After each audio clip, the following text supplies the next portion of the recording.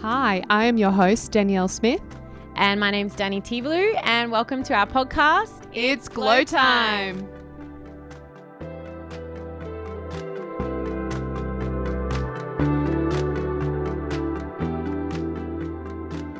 We'd like to acknowledge the traditional custodians of this land, the Yugambeh and Komameri people, and pay our respects to elders past, present and emerging, acknowledging that this always was and always will be Aboriginal land.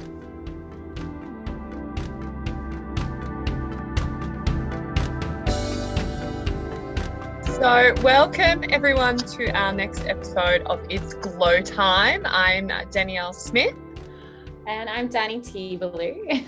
And we have the beautiful Harmony that is joining us today. I've had the privilege of working alongside her, and she's just an absolute bundle of joy and happiness, and really is a glowing woman, which is very fitting to our It's Glow Time podcast.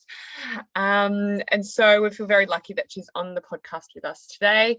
And so we're just going to start off, Harmony, if you could just share with us what is the beautiful magic that you bring to the world in regards to your health and wellness business. Yeah, well, thank you so much for having me on the podcast. For one, I'm super excited to be here and chatting with both you, Danny, and Danny. So love to be here. I am an Ayurveda and Integrative Medicine practitioner, specialising in women's hormonal imbalances and gut health. And for those who don't know, Ayurveda is one of the oldest forms of medicine known to men. It stems from India and was first documented in the Vedic texts 5,000 years ago.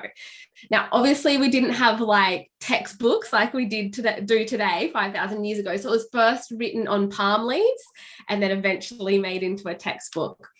In Australia, an Ayurvedic practitioner or Ayurvedic doctor works similar to a naturopath. However, there are certain principles and theories that are very unique to Ayurveda, including the doshas. So some of you may have heard of the concepts of doshas before. If you know anything or have heard of Ayurveda, it's usually what attracts people to Ayurveda.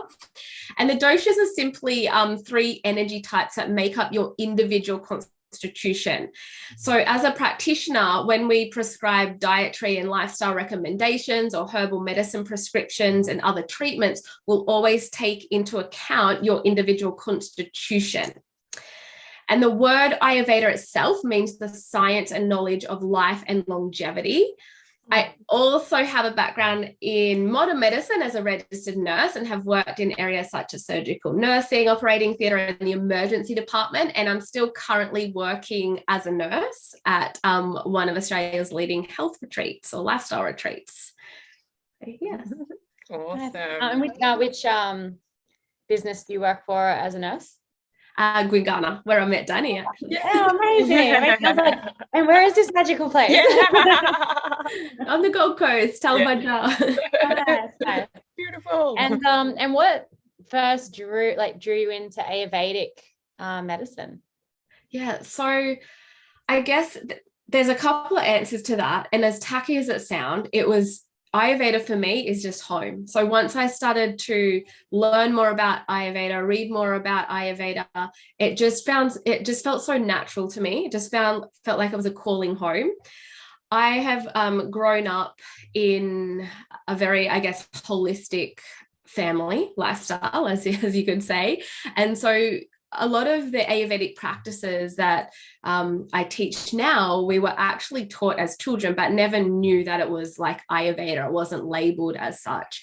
So a lot of, I guess, that side of it had always been ingrained in me. But obviously, you grow up, you move out of home, you try to change from what your parents were. You rebelled. Yeah, moved up to the Gold Coast when I was 17 because I finished school I was 17 when I finished school and started uni. So I was like, fake IDs, partying, different lifestyle. So I guess, but then through my, it always comes back. What you need to know and who you really are comes back or comes out, and you rediscover that side of you. And obviously I got right into yoga, and Ayurveda is the sister science to yoga. So yoga is more about that sort of spiritual enlightenment, and Ayurveda is the health science. And I guess they get you both to that same point through like the health of the mind and the body, or through that spiritual work, and they really work well together. And it also comes from the Vedic times and from India, so they're known as the sister science to each other. So it was a really natural progression for me to go into Ayurveda. But I guess it was also a mix of bringing my passion and what I felt was my calling, like I mentioned, to fruition. And my mission is to inspire and educate women all over the world so that they can understand how their beautiful body functions, so that they can tap into their body's wisdom and feel more connected, confident, and comfortable in their mind body. And one of my other whys was also to bridge the gap between modern medicine and natural health. So obviously when I left school and I went and did uni, I became a nurse. And so I've really been exposed to the other side of medicine as well. And what I knew is that there was, I guess, I could see a gap between modern treatment, preventative medicine, and lifestyle education. So when I sort of got into Ayurveda and I was exposed to both sides, I really wanted to be able to bridge that gap so that, you know, we could all work together, not opposing each other, or not one or the other. Absolutely. And like as a nurse, you know, I'm so grateful that I did become a nurse and got to experience all of our medical system. So I can really see both sides. And sick people, I would see often they would bounce in and out of the system with no real guidance on how to improve their health at that core level. So I knew that was missing. However, like I do also want to give a shout out to the doctors and nurses, because I think they also get a bad rap from the natural health field at times, but they do amazing life-changing things. It's just like my job is not to perform surgery, right? And it's really not their job to go in depth with nutritional meal and lifestyle plan, and that's okay. It's just not what they do. It's not what they learn. They have their skills and craftsmanship, and we have ours. And so that's why I think it's so important to bridge that gap. There needs to be that referral partnership, and we need to be working together for the better of all, for the better of that person going through their health and wellness journey. And that's beautiful, because there's a difference between disease and wellness. And so, you know, like if I break my leg, I'm not calling you. Like, oh no, I would, because you're a nurse. Like you might be able to guide me. But like, you know, if I've got a gut health problem, I'm going to call you. But then if I need surgery, I'm going to go to a doctor, because you're right, it is that specialty. And I'm the same. Like I work in prevention and, you know, like teaching people about stress and how to, you know, overcome that so that they're not at the end of the spectrum. But then if people have already gone too far and they're in that illness side of things, then going to a doctor is best for them. But then that referral pattern back to you to like, okay, well, how do I make these changes? Like, how can I then rebuild my, my health from at a core level? So there just needs to be such a big connection in the two. And so what do you think? How do you think that can take place? Like you're on a mission to do that. What needs to change, do you think, in regards to ensuring that can start happening? Well, I think it starts with starting these conversations, which is why these podcasts are amazing. And I have my own podcast, Harmony Inspired Health, which started with that in mind, and just being able to have those conversations with medics and non-medics and be exposed to each other's fields so that we can really understand where we can complement each other. I don't think it needs to be about competition at all. It's all about collaboration. And we've always got to keep in mind, like, where, you know, the reason that we go into helping people or preventative health, whether it be along those lines or even when they do become sick, how we can help them heal, it's for the best interest of that client and that person. So their individual needs. Exactly. So you might be doing them a disservice by not referring on, or by not giving, you know, allowing them to explore the other modalities and working as a collaborative team. So for instance, like if I have clients come into me with like hormonal issues, which is generally what I see, or gut issues, often I will be referring back to their GPs for different sort of labs and functional tests and all of those kind of things so that we can have that conversation.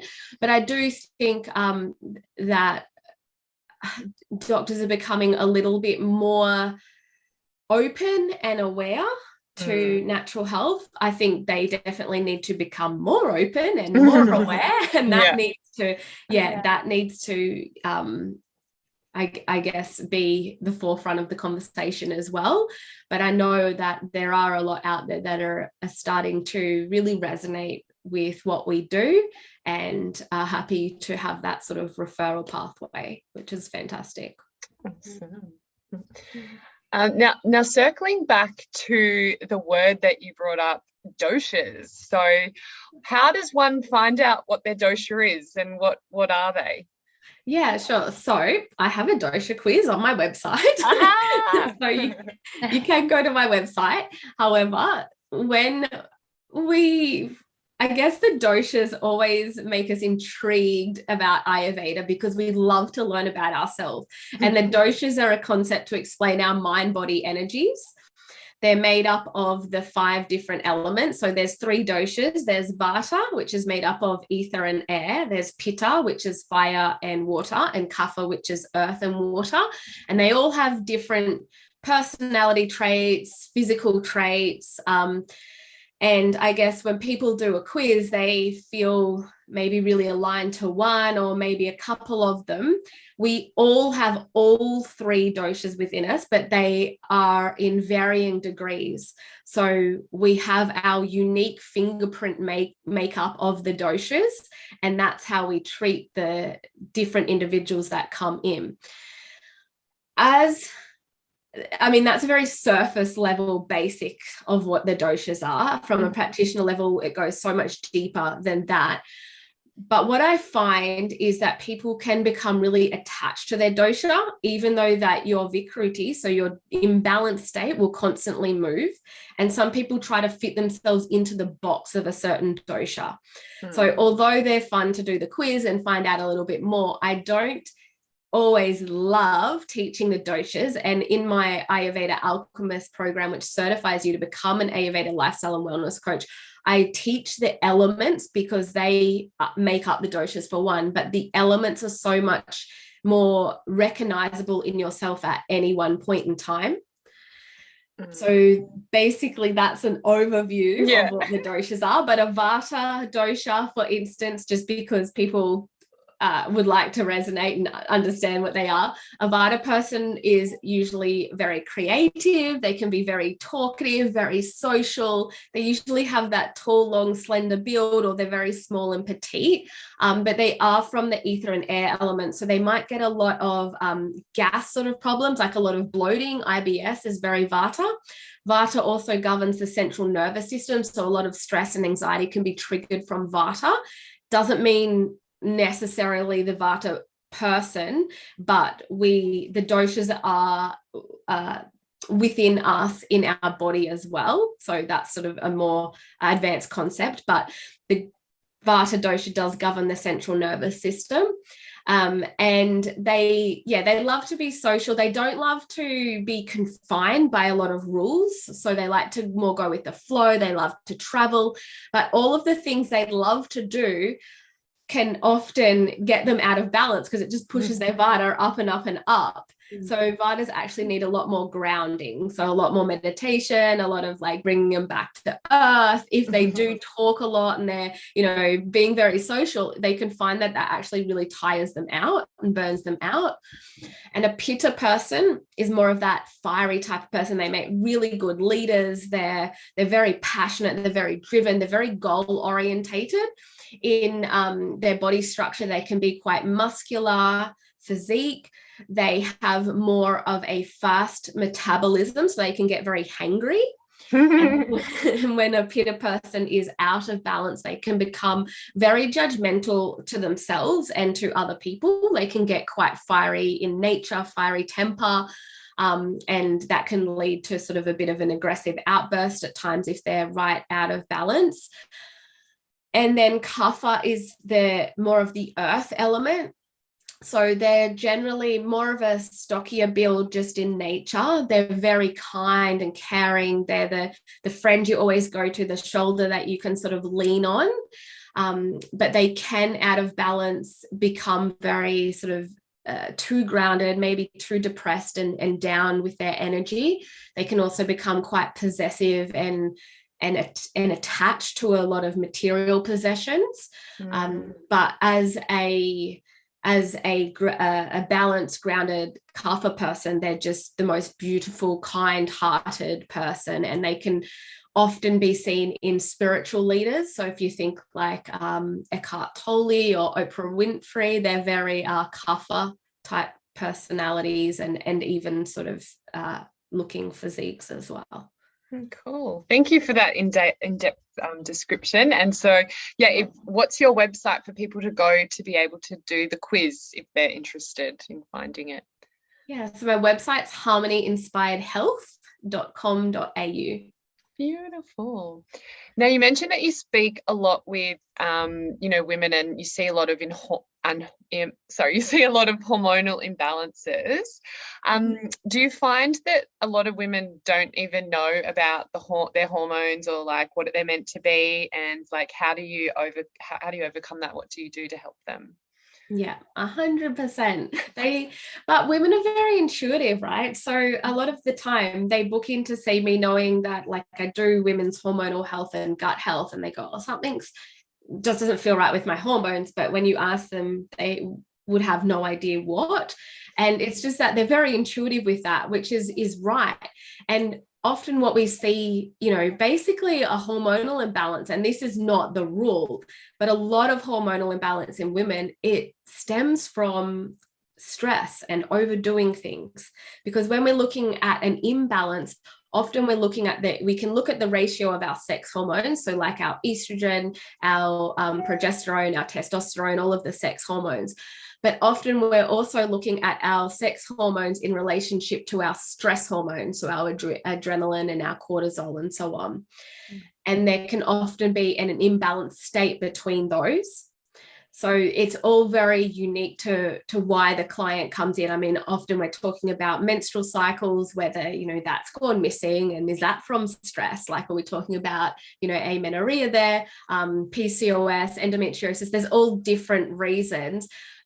But generally, when a woman comes in and they're just feeling like, sluggish, they're feeling really fatigued, they're finding it hard to lose weight, their moods might be fluctuating, but they don't really exactly know what's going on, that's when we start to have to peel back the layers. And they've come in intuitively because they feel like their hormones are sort of mismatched or imbalanced, I guess you could say, but they don't know exactly what it is. So yeah, you're right. They're like, what's going on?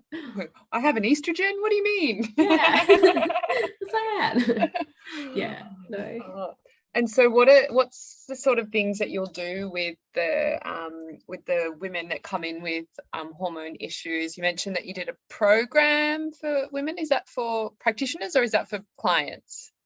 Also Ayurveda Alchemist is to become an Ayurveda lifestyle coach. So that's, I mean, clients can do it if they want, but that's not what I do in my clinic. I've got like 3 arms to my business. That's one of them.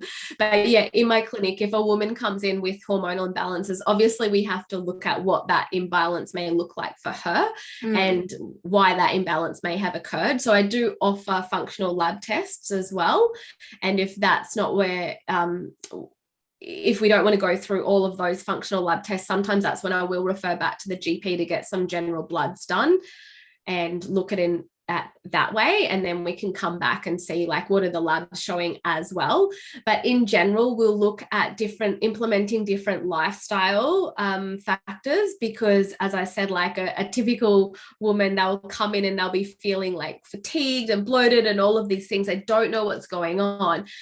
and they go, oh, I'm not that stressed, but I'm getting up at like 5 a.m. I'm completely exhausted, but I quickly rush and I'll do like half an hour quick exercise to get home, then get all the kids ready for school so that my husband go to work, and I go to work, and then like, oh yeah, work's okay when I'm there, but it's just a busy day. Oh, I'm just eating like whatever I can get, and then I go home, I got to pick the kids up, then I'm going to do the like school sports with them, then I get home, then I go to do all the dinner, then finally once the kids get to bed, I got to do all the cleaning, and they're like, but I'm not really stressed, it's just life. And it's like, dude, you're stressing me out. Yeah, I know. You're like, well, did you ever take a breath when you were explaining that to me? Like, you are very you're very heightened. Exactly. Yeah, exactly. So it's so incredible what people do, like how much people can do. Like, I know it's not amazing for your health, but it still like blows my mind.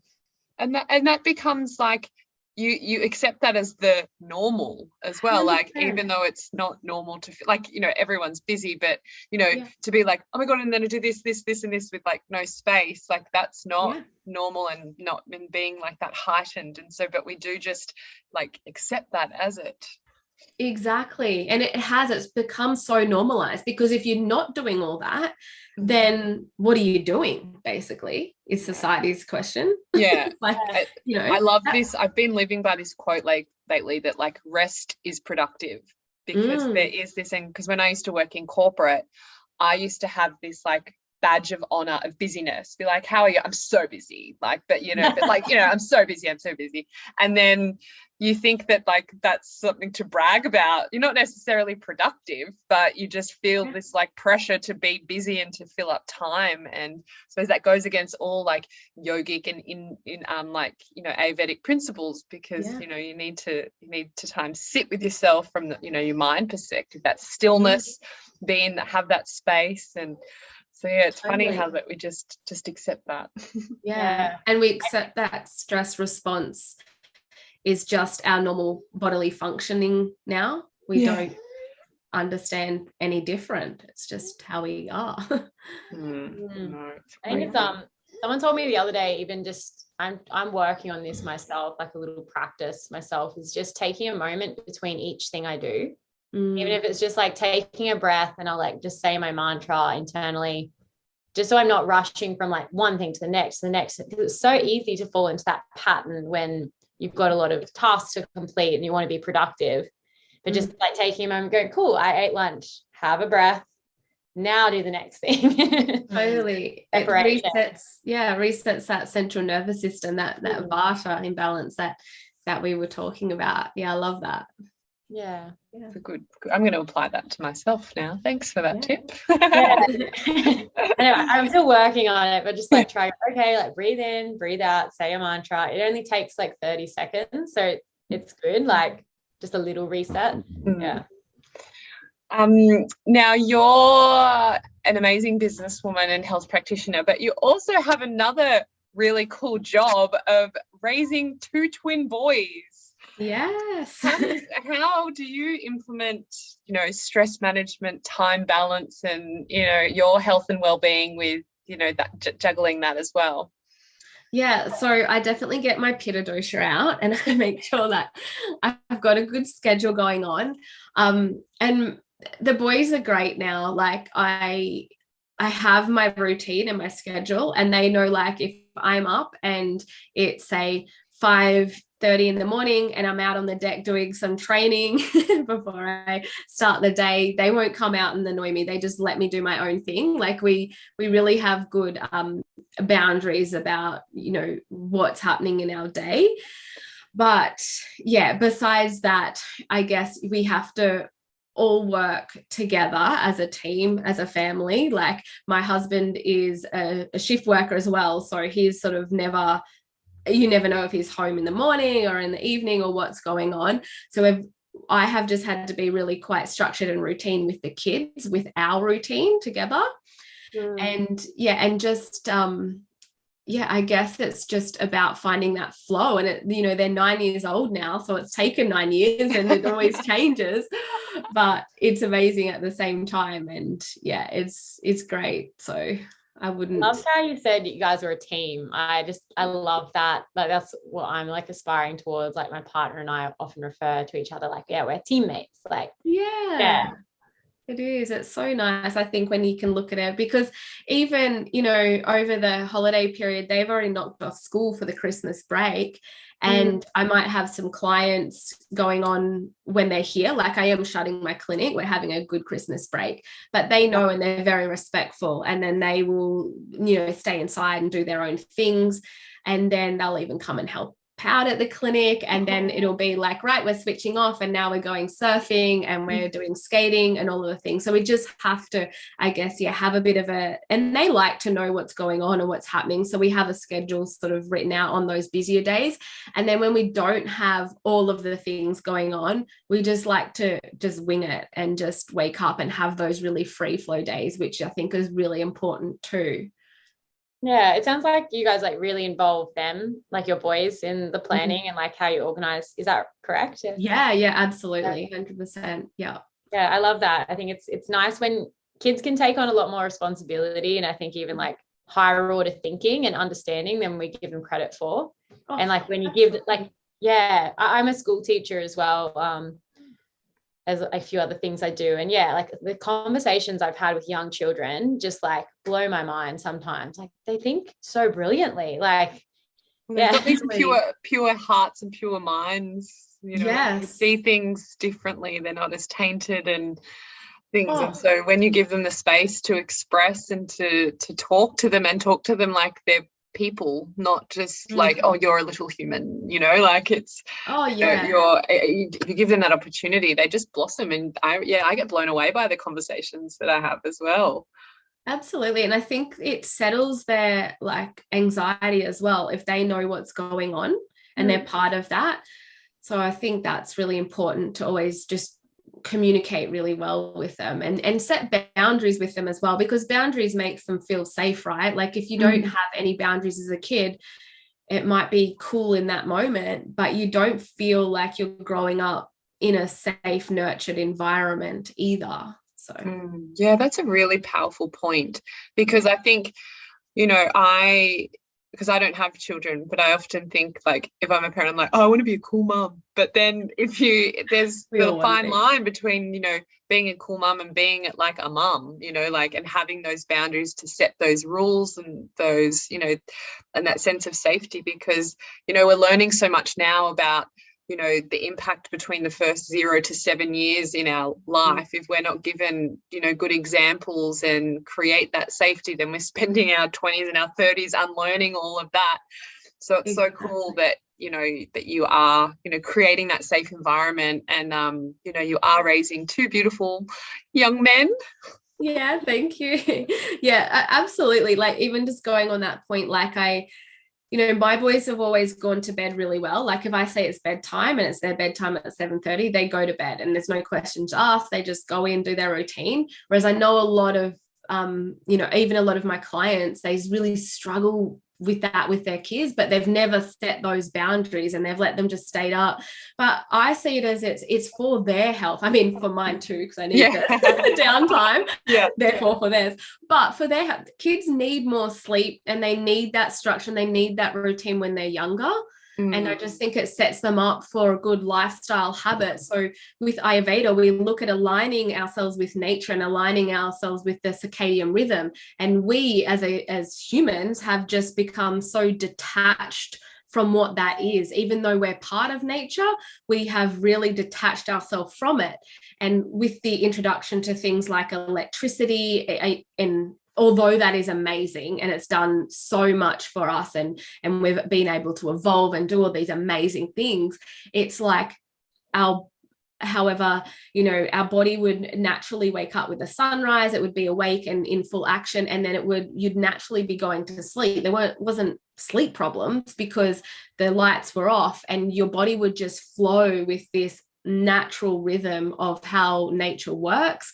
But now, we're up to, say, some people up to 1 a.m. in the morning because they're still on their computer, or they're still making calls, or they're pushing their work past, not having boundaries with their work. And I'm seeing so many women with sleep issues these days because they're just not aligning their body with that natural rhythm. And I think it's really important to be able to at least give our kids that good start in life. Yeah, creating those beautiful habits so they don't have to unlearn the bad habits later on. And so you mentioned the circadian rhythm, because that also is related to our hormones as well, because we release certain hormones, don't we, during our circadian rhythm, so we're not getting good sleep. Yeah, exactly. And that's like, if you are someone who's like, pushing yourself hard and working and getting to that sort of stress burnout stage by the end of the evening, your cortisol is going to be really high, and cortisol will cancel out melatonin, and melatonin is your sleep hormone. And melatonin is also the precursor for serotonin, your happy hormone. So you can see how it can be a really vicious sort of cycle that goes around when you're not lining yourself up with nature. Yeah, nature's such an important lesson and lifestyle. How often do you go out in nature? Oh, every day, every day. Yeah. I love the elements. I mean, I don't love the wind. It stirs me up. I think that stirs everyone up. But every day. And I've had to be a lot more conscious of it because I do work a lot from home and I do a lot of online consults and teach online. I have to be really conscious to schedule in some break times, like other Danny T was saying, recalibrate yourself between different activities. And what I love is to take the dogs down for a walk down to the beach, or even like just around to get out in the sunshine and just walk and move the body, but be out in nature and the elements. Yeah, it's good to get, like, we're so lucky on the Gold Coast as well, because we've got like the most beautiful beaches in the world, and then like drive a half an hour and you're in this gorgeous rainforest. Like, totally blessed. I know. I love, like, nothing is better than like just putting your feet in the oceans. I always know when I'm like, if I am, a bit flighty or a bit ungrounded, just putting my feet in the ocean for like a minute is just like, I can just feel my body just like, oh, I'm home. Yeah, absolutely. So good. Now I know that you have a bit of a heart connection with Bali. Can you please give us a bit of a rundown of what your connection is with Bali, what you do over there, and Yes, I absolutely love Bali. I call it my second home, and I think because I've been there so many times, and I've been there with the kids and my husband, like we used to go out like a couple of times a year pre-COVID. And those days, remember those? It is just, I just love the people, and it's just such a special place. Like Ayurveda for me feels like home, and Bali again is another place that feels like home. And I think I get really drawn to those Eastern cultures that immerse all of that beautiful sort of health and healing and culture into one, because I feel, I guess, Australia as a whole, now I'm definitely not talking about our Indigenous Australians, but Australians as a whole, we lack culture.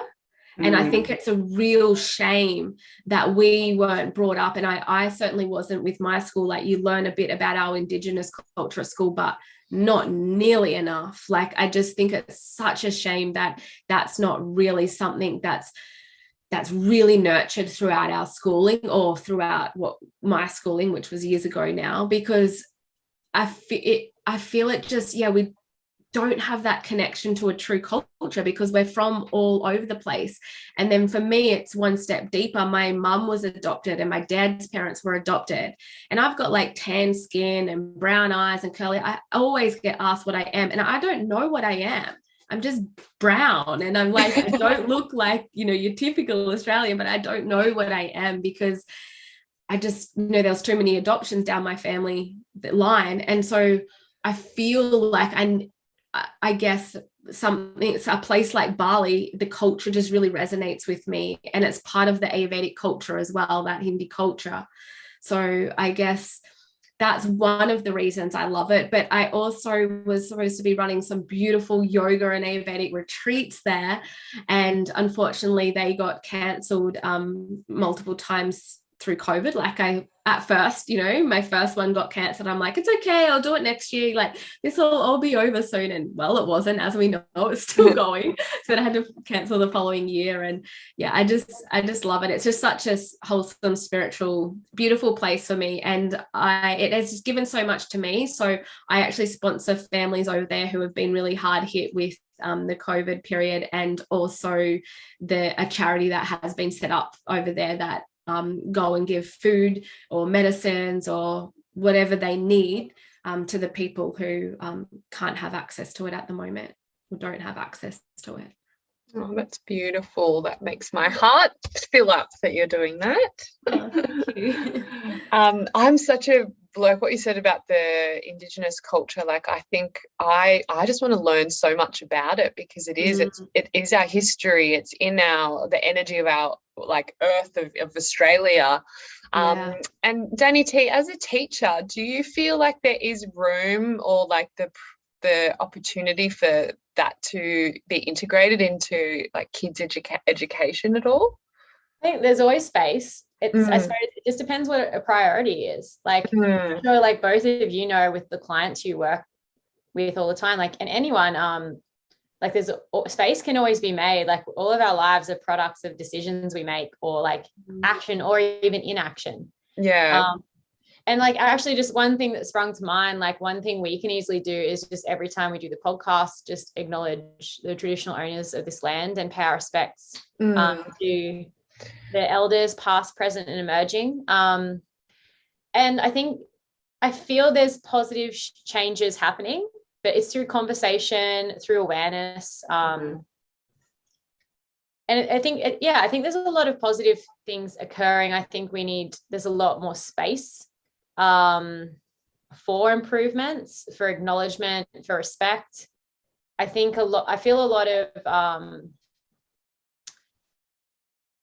feel unfortunately ignorance has driven maybe a lot of limiting beliefs about, and even false beliefs around First Nations people, and even lack of awareness of culture, because there's a lot of culture, like I'm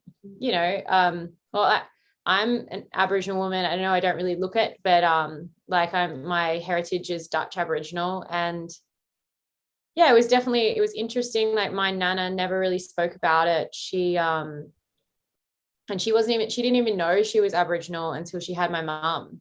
And that was an intentional thing of my great grandma, because people would take children away if you were Aboriginal. So it's interesting. There's a lot of layers to this whole thing. But yeah, I think like if we focus on what we can control and then begin to act on that. So like acknowledgement of country is a beautiful place to start. Learn the country that you're on, learn the people who live in that country. Is there a local center you can go to learn a little bit more? Maybe you might learn about the customs and traditions of the people of your land. Even, I suppose, like, can you create space for First Nations people to share their stories and share culture? And I think there is more and more emphasis coming through in schools, which is a really beautiful thing.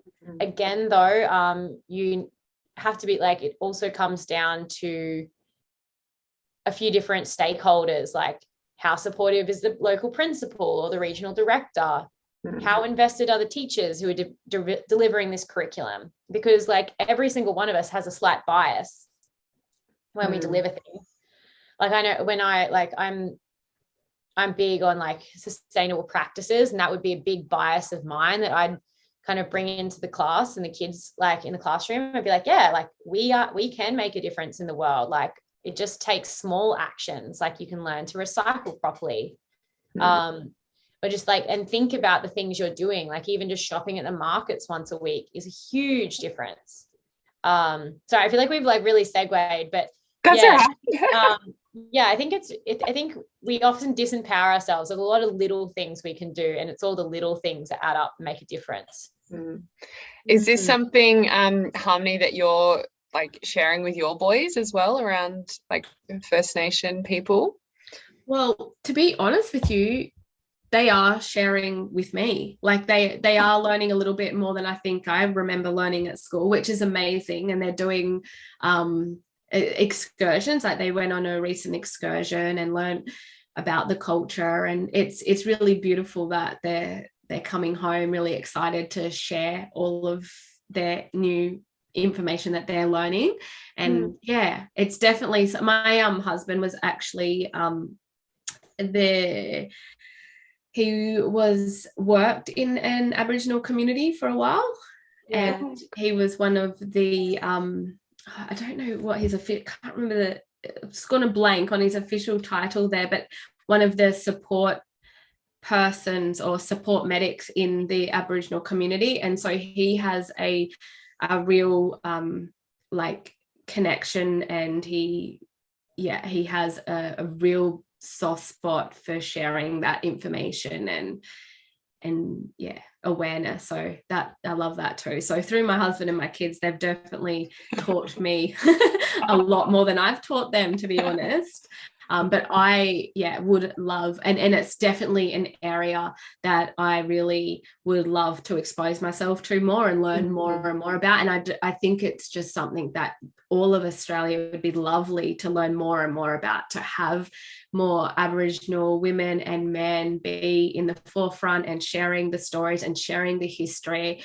I mean, this could go on a whole nother tangent, but I'd love to see our flag changed, and I would love to see all of these things. Yeah, I think. Well, I went to this when I was in Adelaide a couple of, or maybe like 6 months ago. I went and saw this lady who she's referred to as a Nagonkari healer. So she's one of like the most, like that's the First Nation people, real life healers. And I got to go and do a session with her, and it's all about mind, body, spirit connection.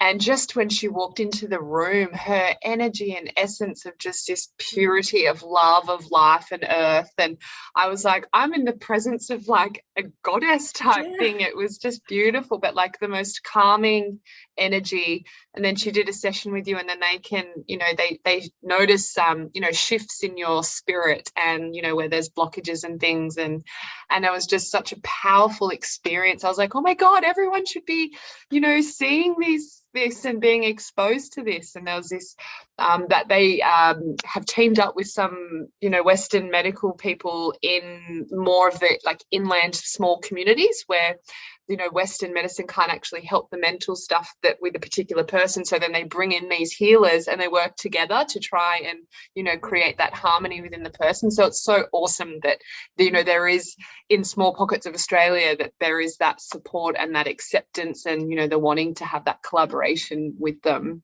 That's beautiful. Yeah. If you ever get a chance, go to Adelaide to this, I forget the centre it's called, but it's so cool. I think I've definitely gotten that. I'm going to Adelaide in January, fingers crossed. I'm going to send you the link for you to book. Her name is Debbie. Debbie, okay, yeah, send me too, because my parent-in-laws live in Adelaide, so we will be going there when we can one day. Awesome. And I think as well, I just loved what you said, that like again that perfect fusion of just collaborative treatment, because it's beautiful when health is applied, like focused on that way from a collaborative point of view, because Western medicine can do a lot of amazing things, but also so can like alternative practices or traditional healings. And it is like, when you think about it, like there's so many different systems in our body, like not one person can be an expert in all of them. And so it's like we need to have, like, health is it's like they have that saying of like, it takes a tribe to raise a child. Like it takes a tribe to make you healthy and well, like when you're unwell. Yeah. So totally. So we don't sometimes. We always ask our guests some questions. So they're like kind of like quick fire round questions. So Danny, do you want to go first with your questions today? Yeah. So mine are like a little more like music influenced. Oh God, don't ask me music. I'm not up to date. Trivia too. No, it's not trivia. What was the first album you ever bought? Oh, the first album, actually, I think it was Nirvana, Nevermind. That is the coolest answer. So cool. And the other one was, I remember when I was a kid, it was Silverchair Frog Stomp. Hey. Woohoo. That's so cool. And do you remember the first gig you ever went to?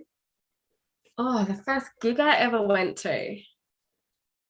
Oh my God, I've got to wrap my brain back. I can't just remember the first gig. I think I like Utopia in Sydney, like a massive music festival was one of the ones. Yeah. Livid. Do you remember who played at it? Oh God. No, I can't even really think who played at that one, because I'm getting all the festivals, like the Pot Bellies and all of that. So I'm getting all the festivals mixed up now, who played where. Fatboy Slim, so Fatboy Slim. Oh, I love seeing him. Yeah. Yeah. And I guess like gig wise, like that, they're big festivals, because I never really went to see a single singer very often. Like I'd like the bigger festivals where you'd see multiple and you choose. But I saw Rihanna, and Human Nature. Amazing. And I saw Beyonce. Yeah. They're like the single concert things that I went to. Yeah. And what's a song or like an artist that you're just like loving right now? Song or an artist that I'm loving? You know what? Like my cool mum has gone right down, and and my kids listen to all the biggest hits and stuff and tell me who's who at the moment on the radio. But I still love all my old school stuff. I still pump out to the 2-pack and Huh? I said same here. I love that. Dr. Dre. Yeah. Oh, it's the best. Yeah. 50 Cent. Ooh. Yeah. Bring it on. I do listen to the gangster rap on my way to the yoga class. It's all good. Balance. Yeah, it is. It's the yin and the yang. Yeah. I love it. And so if you jump up on stage with like any performer, who would you want to jump up with? Dr. Dre. Pretty old right so now. Cool. Yeah. So a couple of other questions we ask is, if you could have a billboard anywhere in the world, where would it be and what would your message be? Wow, this is a full-on. These are not rapid fire questions. I'm really going to think about this. These are full. Well, my message is always to, I would love to impact all women all over the world to live their, most inspiring life, to really fully step into their life and embrace who they are. So my slogan's always like, live your most inspired life. And I guess with that, then I would want it to be in a community maybe that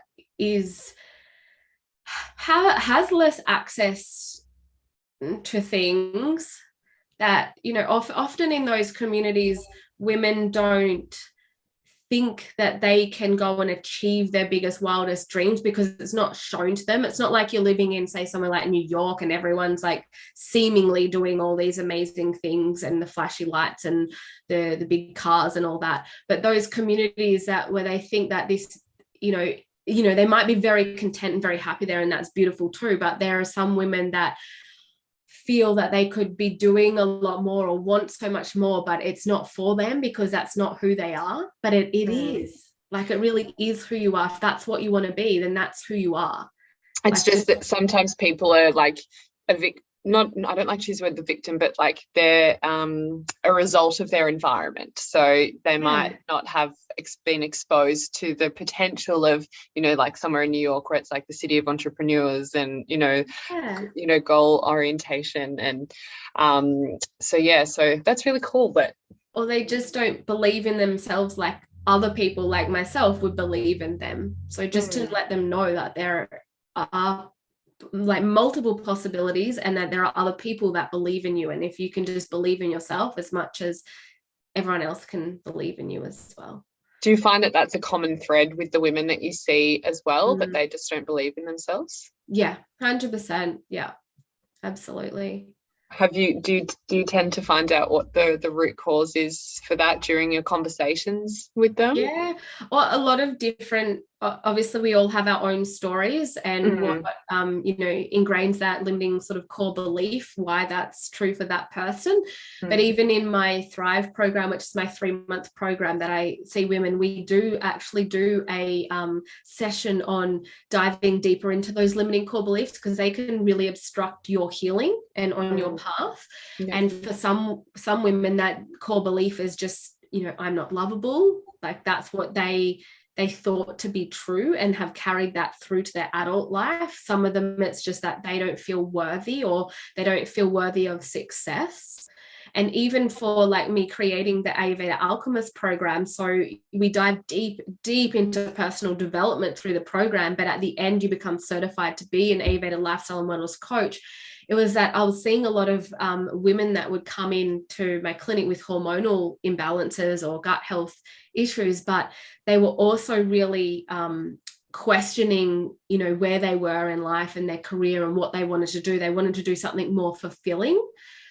And so they wanted to do something as well that they could, be at home and raise children. And like I was saying, earlier we had that conversation, not feeling that guilt or that rushing women's syndrome where you got to quickly get the kids ready, then you got to go to work and all of those things. They wanted something that was a lifestyle for them, but also for their children, and to feel really purposeful in.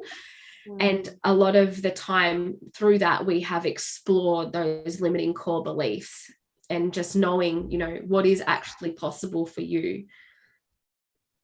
Oh, cool. So you mentioned your Thrive program. Did you want to quickly tell us a little bit about that and how someone can sign up for it, or what you do in it? Yeah, absolutely. So Thrive program is a 3-month one-to-one program with myself. So we do an initial consultation. We go through all of your symptoms and look at what that core sort of root of those symptoms could be, as well as like, obviously I would offer herbal prescriptions and supplements if that's where we needed to go, as well as functional lab tests if that's something that you were interested in. And then we would they have contact with me throughout the whole 3 months. So we have scheduled one-to-one face-to-face appointments, but you also get email or Voxer support throughout the 3 months. And like I said, some of those consultations may be going through those limiting core beliefs, because if that's something that's preventing you on your health and healing journey, it's really important to highlight those so that we can work through that. And you get access to the Thrive portal, which has like Ayurvedic masterclass, has women's health online course, so you get to learn all about your hormones and how your body functions as well. A lot of Ayurveda information in there, cookbooks, like everything that you can think of to really help you thrive in your health and your life. It's again like another like what you said around like a thought can prevent you, or a mindset that you're stuck with can prevent you from your body from healing. It's just phenomenal, the power of the mind, how it can work so negatively, so we can change that so that we can like create a more positive impact. It's just still blows my mind that our mind gets in the way of a lot of our body's ability. Oh, absolutely. I was working with a woman the other day, and she's a beautiful, lovely woman. She's very slender, but she has always had, for a very long period, disordered eating behaviors. And we need to change that for her health, because her health has been declining, and her hormones, obviously, over that period of time. And, we were doing, implementing different dietary changes, different lifestyle habits, doing herbs and all of that. And she was going along okay, but there was still something that was standing in the way. And then when we did this sort of limiting core belief session, I obviously asked her first, is this something you want to explore? And she's like, yes, because I feel like there's something in me that's just blocking, like why I can't get through it. And we did it, and it was really transformational for her. Her specific sort of limiting core belief, when we really pulled back all the layers, was like, I'm not lovable, right? And then if I eat in a certain way and I am not attractive, that just reinforces that I'm not lovable. And it was a lot deeper than that. That's very quick surface what the conclusion was, but it was then implementing, working on that and changing that belief and getting them to see that may have felt true for you at one point in time, but it's not the truth. It's not the truth that wasn't your parents' truth. That was just what you believed to be truth at that time. But unfortunately, like you mentioned earlier in the podcast, we from the age of 1 to 7, a lot of our belief systems are ingrained. And that was ingrained in her because she felt like she couldn't be seen, she couldn't be heard. And therefore she didn't feel lovable enough. And we've had to then remodel that behavior and that thinking, because that has then turned into disordered eating patterns later in her life. It's all very complicated. Yeah, no, you're a magician to be able to have so many amazing tools to be able to, just by hearing that, that story of that woman that you've helped, like she's probably, had struggle and things throughout quite a significant part of her adult life. So it's awesome that she's found you, that you can delve deeper, and it's not just the surface. It's like, you're going on a complete holistic journey with a client to be able to transform their life. And so that's really powerful legacy to be leaving, and an input to the community and the world. So yeah, keep on inspiring lots of women. Thank you. Danny, did you have any other questions you wanted to delve into?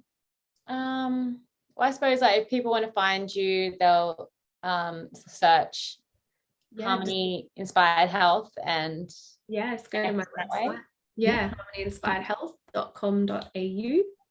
Beautiful. And you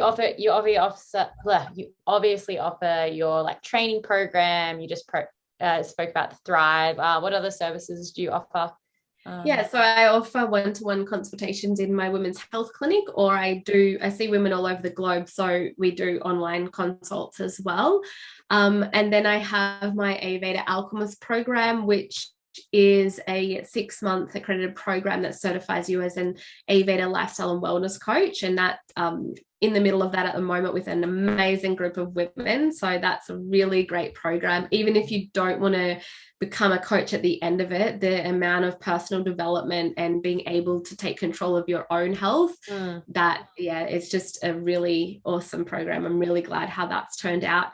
And then the other arm of my business is I do business coaching for women in the health and wellness space as well. Awesome. Awesome. And so when are you taking new applications for the Ayurvedic Alchemist and the business coaching for women? So Ayurveda Alchemist, where I am taking interest at the moment, and the cart will open like to actually apply and to become an Ayurveda Alchemist early next year, so 2022. I'm not sure when this podcast is going to come out, but you can get on the wait list already. If you would like to get in contact, just reach out to me and say, hey, I'm interested in the program. I can set up a discovery call or send you some more information, then put you on the wait list so that when it's ready and open, you'll be the first to know.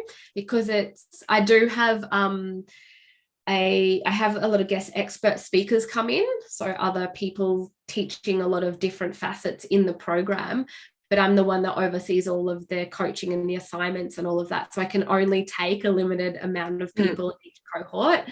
And then the women's business coaching, that is again opening. I'll be taking new clients on in January 2022. So if you'd love one of those spots, then you can reach out to me as well, and we can hook up our first session together.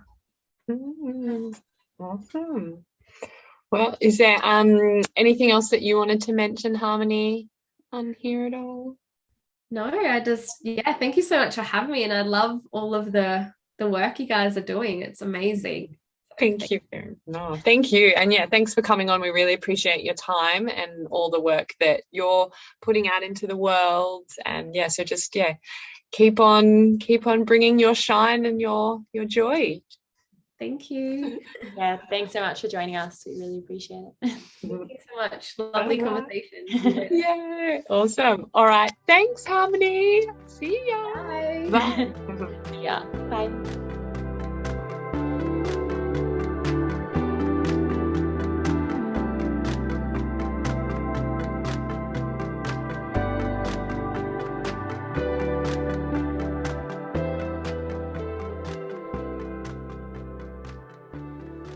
If you loved what you heard today and want to hear more, then don't forget to head over to your chosen platform of choice and subscribe so you can hear more of It's Glow Time.